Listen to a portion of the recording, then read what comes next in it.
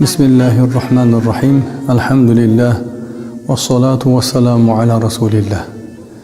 Mir Arab madrasasi nafaqat o'zining binolari va hamda qadimiyligi bilan dunyoda mashhur, balki ilm, ma'rifat, ziyo bilan ham dunyoda eng mashhur bo'lgan madrasalardan biridir.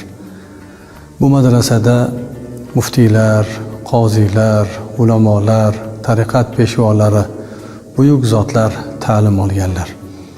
Madrasa shunchalik bir go'zal bir bino holatda qurilganki, Qur'oni Karimda 114 ta sura bo'lsa, ana shu 114 ta surani niyat qilib Shayx Abdulloh al-Yamani hazratlari 114 ta hujradan iborat bo'lgan shu madrasani barpo etganlar. Demak, shu 114 ta suraning sharofati, uning fazilati, uning barokati shu yerda ta'lim oladiganlarga yoki ta'lim beradigan ustozlarga yetsin degan ma'noda ana shunday bir go'zal bir dargohni, go'zal bir madrasani barpo etganlar.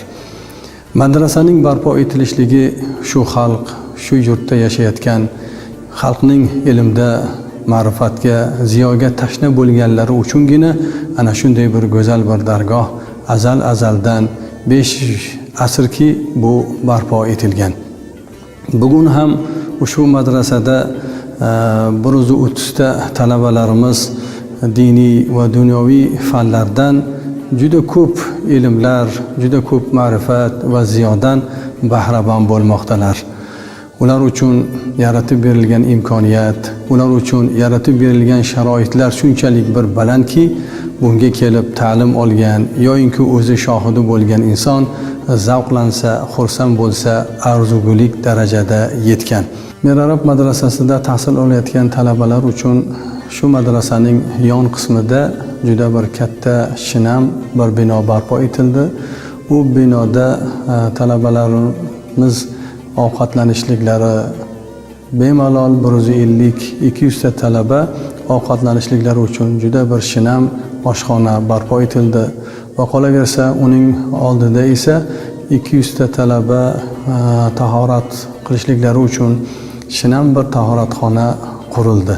Bularning barchasi shu madrasada tahsil olayotgan, tahsil oladigan, qolaversa dunyodan ham kelib shu madrasada dunyoning burchagidan, xohlagan bir burchagidan kelib shu madrasada ta'lim olishligini istaganlar uchun haqiqatda bir xursand bo'ladigan, ular shod bo'ladigan, ular zavqlanadigan ana shunday bir go'zal bir oshxona va hamda tahoratxona qurildi. Bevosita bu oshxona va tahoratxonani qurilishiga muhtaram yurtboshimiz va hamda viloyat hokimligi, shahar hokimligi, diniy idora rahbari, hurmatli muftiy hazratlari, diniy qo'mita, qolaversa xalqning ana shunday bir ko'magi bilan ushbu go'zal bir bino talabalarimiz uchun va ularning chiroyli bir tahsil olib kelajakda ilm, ma'rifat, ziyosi bilan yurtiga, xalqiga, vataniga xizmat qilishlari uchun go'zal bir sharoitlar yaratib berildi.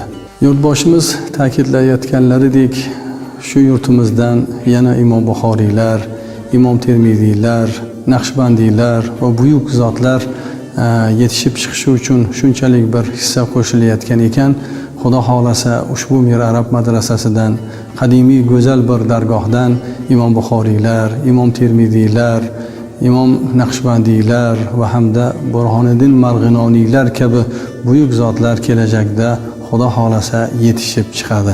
Chunki bu madrasa azaldan duo yetgan, xalqning duosi, butun insonlarning duosi yetgan muqaddas bir dargohdir.